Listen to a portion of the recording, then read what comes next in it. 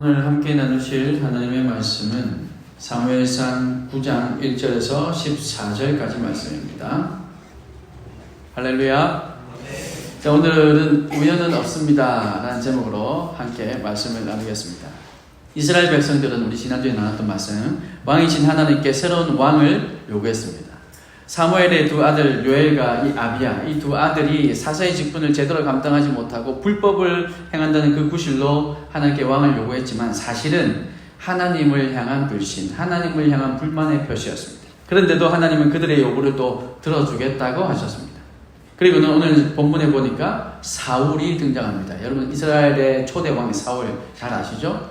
신약 성경에 나오는 바울의 예전에 불렸던 사울과는 구별되는 사람입니다. 이 초대 왕 사울이 이제 드디어 등장합니다. 곧 왕정 시대가 열리게 될 겁니다. 아주 의미 있는 사건이죠. 하나님은 이미 사울을 왕으로 염두에 두고 계시다라는 사실을 알 수 있습니다. 그래서 하나님은 그 사울이 어떤 사람인가 오늘 본문을 통해서, 말씀을 통해서 소개해 주고 계십니다. 사울은 베냐민 지파의 유력자인 기스의 아들이라고 합니다. 이 베냐민 지파는요, 여러분 아시는 분도 계시겠지만 사사기의 마지막 부분 20장, 21장에 걸쳐서 이 베냐민 지파의 이야기가 나오는데 좀 아주 끔찍하고 아주 잔인한 이야기가 기록되어 있습니다. 성경에 어떻게 이런 일이 있을까? 사람을 토막내고 그렇게 이렇게 잔인하게. 그래서 그것으로 인해서 이스라엘 백성 전체, 나머지 11지파와 이 베냐민 지파가 전쟁을 하게 됩니다. 싸움을 하게 됩니다. 그래서 사실 처음에는 베냐민 지파가 이기죠. 왜냐하면 베냐민에 아주 이 용사들이 많았다고 기록되어 있거든요. 그래서 처음에는 베냐민이 이깁니다. 근데 결국에는 하나님의 뜻에 의해서 이스라엘 백성들이 이기는 바람에 베냐민의 많은 사람들이 죽고 거의 이 베냐민 지파가 멸절될 만큼 남자 600명 정도 남을 정도로 그렇게 베냐민 지파가 완전히 폭망합니다. 그리고 그 베냐민 지파들을 위해서 또 그들이 종족을 유지해야 되니까 이들이 싸움을 다 끝내고 나서는 또 후회를 하는 거죠. 이스라엘 백성들이 우리 한 지파가 완전히 이러다가 없어지겠다, 이들을 위해서 또 도와주자, 뭐 그렇게 했던 지파가 이 베냐민 지파. 어쨌든 이 베냐민 지파가 그만큼 능력이 있는 지파, 지금은 아주 축소되어 있는 상태이긴 하지만 나머지 11지파와 대등하게 싸울 정도로, 그 정도로 아주 힘이 있고 능력이 있는 그런 지파였다는 거죠. 그런 지파의 유력자인 기스의 아들이라고 합니다. 이 유력자라는 말은 능력 있는 자, 부유한 자, 뭐 이런 얘기죠. 그래서 지방의 유지 정도를 의미하는 말입니다. 사울은 매우 능력 있는 집안의 아들이라 볼 수 있습니다. 물론 나중에 오늘 읽었던 본문 좀 뒤에 부분을 보면 사무엘이 사울에게 하나님께서 부르신다고 말씀할 때 사울이 그러죠. 저는 정말 이스라엘에 보잘것없는 베냐민 지파, 보잘것없다고 그때는 표현할 수밖에 없는 거죠. 거의 멸절당하기 직전이었으니까. 보잘것없는 베냐민 지파예요. 그것도 우리 집안, 우리 아버지 집은 가장 작은 집안인데 이렇게 겸손의 표현으로 얘기를 하긴 합니다. 하지만 실제 상황을 보면 그렇지 않은 유력자라고 표현하고 있습니다. 그런 사울의 외모에 대해서도 또 얘기하고 있는데요. 사울의 외모는 준수한 소년, 즉 젊고 잘생겼음을 말하고 키도 보통 사람보다 어깨 높이 이상 매우 건장한 남자다라고 표현하고 있죠. 그죠? 그 정도로 아주 키도 크고 건장하고 또 잘생기고 그랬답니다. 근데 여러분, 우리가 여기서 한번 생각해 볼 것은 우리가 아는 하나님은 외모가 아니라 중심을 보시는 하나님이십니다. 여러분, 그렇게 믿으십니까? 물론 3절 이하에는 사울의 한 에피소드를 통해서 그의 성품이 어떤지도 말하고 있긴 합니다. 그런데 하나님께서 왜 굳이 사울의 이 외모를 기록하고 있으며 사람의 눈에 보기에도 준수해 보이는 그 사울의 외모를 하나님께서도 지금 긍정적으로 얘기하고 계신 것일까? 우리가 이거 한번 생각해 보아야 할 것 같습니다. 중심을 보시는 하나님이시라면 굳이 외모에 대해서 언급하지 않아도 될 텐데, 그 중심이 하나님을 향해 있더라, 뭐 이 정도 표현하면 될 텐데, 다윗에게는 그랬거든요. 물론 다윗도 그 외모를 얘기하기도 했지만 그 중심이 어떤지, 그 하나님을 향한 마음이 어떤지 그것만 표현했으면 됐을 텐데 왜 굳이 이렇게 외모를 상세하게 기록하고 있을까? 그 이유는 사울의 이런 훌륭한 외모에도 불구하고 그는 결국 하나님께 끝까지 순종하지 못하고 불신앙의 길을 걷게 되는 그의 모습을 통해서 결코 외모는 중요하지 않다, 외모가 다가 아니다, 그래서 나는 중심을 본다 라는 것을 말씀해 주기 위함이 아닐까 생각해 보았습니다. 결론은 역시 하나님은 중심을 보신다는 거죠. 우리가 보는 외모는 결코 신뢰할 만한 것이 못 된다라는 것을 깨닫게 하기 위함이었습니다. 집안도 아주 유력한 집안이었지만 그것도 역시 중요하지 않다는 거죠. 사랑하는 여러분, 오늘 저와 여러분이 사람을 볼 때는 어떻습니까? 그 사람의 외모와 집안과 학력과 재물을 보고 판단하고 있지는 않습니까? 물론 그것도 판단할 수 있는 여러 가지 조건 가운데 하나인 것은 분명합니다. 하지만 그것이 다가 되어서는 안 되는 거죠. 동서고금을 막론하고 사람들은 외모에 집착하는 모습을 보여왔습니다.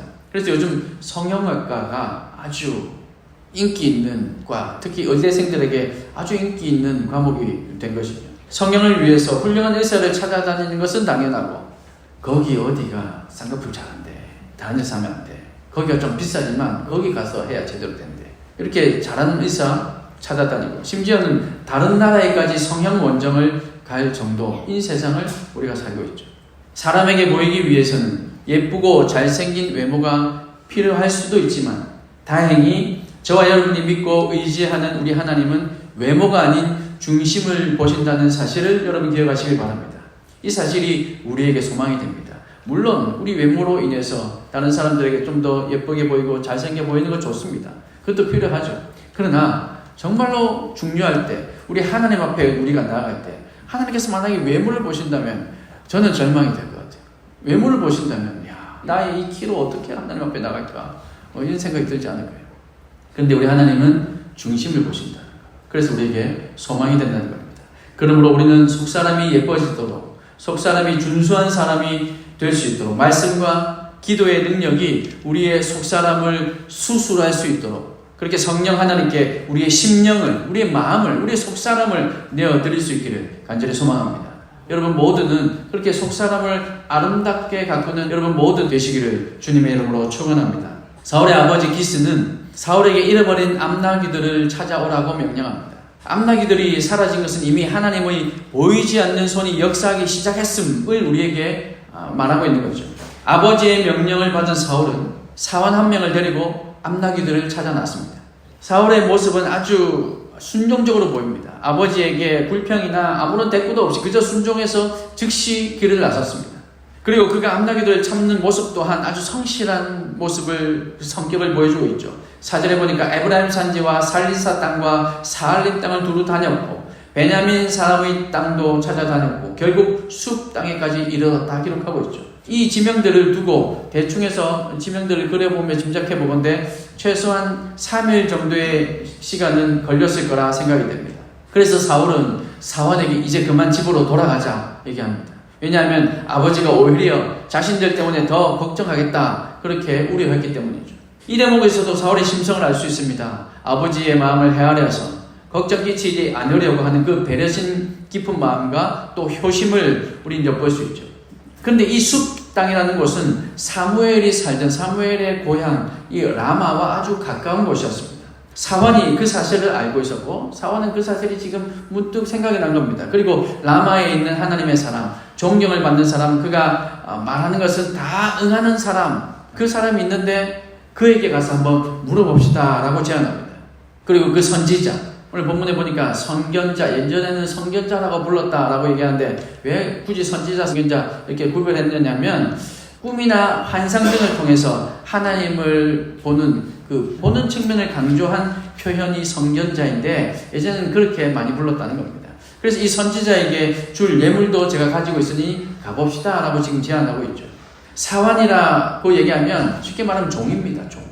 사울은 자신의 판단을 지금 거스르고 지금 집에 가자고 하는 자신의 판단, 그저 아무 이유 없이 집에 가자는 것도 아니라 아버지가 걱정할 만하니까, 그래서 아버지가 걱정하시지 않도록 이제 집으로 돌아가자, 이유도 충분한데, 그 사울의 판단을 거스르고 종의 신분인 이 사환이 하는 제안, 그 제안에 대해서도 흘려듣거나 혹은 신분으로 묵살해버리지 않고 새겨듣는 모습을 볼 수 있죠. 경청하고 있습니다. 자기보다 신분이 낮은 사람의 얘기도 존중하고 있다는 거죠. 이 또한 사울의 성품, 지금 현재의 이 사울의 성품을 잘 보여주고 있는 대목입니다. 사랑하는 여러분, 사울이 길을 나선 것은 하나님의 섭리에 의한 여정의 출발이었습니다. 암나귀들이 갑자기 사라진 것도, 암나귀를 3일간이나 찾아 헤맸는데 도무지 찾을 수 없었던 것도 우연을 가장한 하나님의 섭리 가운데 하나였습니다. 또한 그들이 하필이면 사무엘이 살던 곳 근처까지 가게 된 것도, 그리고 사무엘이 하필 그때에 라마로 돌아오게 된 것, 그리고 물 깃기 위해서 가고 있는 소녀들을 만나서 그 소녀들이 사무엘이 있는 곳이 어디다라는 것, 또 어떻게 가면 만날 수 있다는 그 방법까지도 상세하게 알려준 것. 여러분, 이 모든 것들이 우연을 가장한 하나님의 필연이었다는 말인 거죠. 그 증거가 어디에 있을까요? 우리 오늘 읽지 않았지만 우리 읽었던 본문 바로 뒤 15절과 16절에 기록되어 있습니다. 여러분 책을 한번 찾아보십시오. 15절과 16절 말씀 우리 같이 한번 읽어보겠습니다. 사울이 오기 전날에 여호와께서 사무엘에게 알게 하여 이르시되 내일 이맘때에 내가 베냐민 땅에서 한 사람을 네게로 보내리니 너는 그에게 기름을 부어 내 백성 이스라엘의 지도자로 삼으라. 그가 내 백성을 블레셋 사람들의 손에서 구원하리라. 내 백성의 부르짖음이 내게 상달되었으므로 내가 그들을 돌보았노라 하셨더니. 보세요. 지금 사무엘은 사울을 이제 만나는데, 사무엘과 사울이 만났는데 사실은 그 전날 이미 하나님께서 사울이 오기 전날에 하나님께서 사무엘에게 알려주셨던 겁니다. 내일 이맘때 내가 베냐민 땅에서 한 사람을 너에게 보내겠다. 그러니 암나기들을 찾게 한 것도 3일 동안 그렇게 돌게 한 것도, 그러다가 숲 땅에 도착하게 하고 거기다가 그 종의 말을 통해서 이 선견자 선지자 이 사무엘을 찾아가게 된 것, 그 찾는 길도 어렵지 않게 물 깃는 아이들을 만나서 그 아이들이 다 어디로 가야 되는지를 그 여인들이 다 가르쳐주게, 이 모든 것들 하나님의 인도하심이었다는 거죠. 내가 너에게, 사무엘 너에게 사울을 보낼 것이다. 이미 하나님께서 섭리하셔서 이런 일들이 진행되고 있었다는 겁니다. 여러분, 믿는 성도의 삶에는 우연이라는 없습니다. 우연처럼 보이는 일들이 다 하나님의 섭리 아래에 있는 인도하심이라는 사실을 여러분 믿으시길 바랍니다. 오늘도 하나님의 인도하심을 따라가는 저와 여러분이 될 수 있기를 소망합니다. 하나님의 시간, 우리 조금 유식한 말로 카이로스라고 표현합니다. 그냥 역사적으로 흘러가는 시간, 크로노스라고 얘기해요. 우리는 크로노스의 시간을 지금 살아가고 있습니다. 그런데 우리 믿는 사람이라면 하나님의 시간, 하나님께서 역사하시는 하나님의 때에 하나님의 일이 이루어지는 그런 카이로스의 시간도 우리 삶 가운데 드러나야 한다는 것이죠. 그저 흘러가는 크로노스만 살아가는 것이 아니라 여러분 삶 가운데, 우리의 삶 가운데, 우리 이 모든 행사 가운데 카이로스의 은혜, 카이로스의 때가 나타나서 하나님께서 일하시는 것, 하나님께서 역사하시는 것, 그것을 우리가 경험할 수 있어야 한다는 겁니다. 그러기 위해 여러분, 우리에게 이 모든 일어난 일은 우연은 없다는 겁니다. 오늘 이 자리에 우리가 함께 모여서 예배하는 것, 이 우리의 만남은 우연이 아니라는 거죠. 단 한 가지도 우리 믿는 사람의 삶에는 우연이 없습니다. 하나님께서 섭리하신다는 사실을 여러분 믿으시고, 우리 남은 하반기도 정말로 하나님과 동행하면서 하나님께서 하신 일들을 내 삶에서 그 카이로스의 시간을 경험하면서 살아가는 우리 다 될 수 있기를 소망합니다. 사울의 성품은 사울을 왕으로 삼기에 충분한 성품이었습니다. 사울은 외모만 좋은 것이 아니라 이 당시에는 그 성품 또한 훌륭해 보였습니다. 중심을 보시는 하나님께 우리의 성품이 잘 준비되어서 사용될 수 있기를 소망합니다. 그리고 사울의 삶을 통해서 우리가 또 한 가지 얻어야 하는 교훈은, 아무리 훌륭한 성품과 외모를 가진다 할지라도 하나님께 순종하지 않으면 그 결과는 좋지 않다는 거죠. 외모도 중요하고 성품도 중요합니다. 그래서 그것을 하나님께서 분명히 사용하십니다. 그러나 이것보다 더 중요한 것은 하나님께 순종하느냐라는 것이죠. 아무리 인품이 좋아도 더 중요한 것은 하나님을 믿고 끝까지 하나님께 순종해 나가야 한다는 것입니다. 저와 여러분은 중심을 보시는 하나님께 끝까지 순종의 모습으로 나아가는 다 될 수 있기를 주님의 이름으로 축원합니다. 여러분, 이번 한 주간 주님과 동행하며 살아가실 때 모든 것이 다 하나님의 섭리임을 여러분 믿으시고, 새로운 직장에 보내시는 것도, 또 우리가 이렇게 함께 예배하는 모든 것, 이 모든 것이 다 하나님의 섭리임을 믿으시고, 이번 하반기, 이번 한 주 주님과 온전히 동행하여서 하나님의 뜻이 내 삶에 드러나는 카이로스의 그 하나님의 시간이 내 삶에 나타나는 그런 놀라운 은혜가 우리 삶 가운데 충만하기를 주님의 이름으로 축복합니다.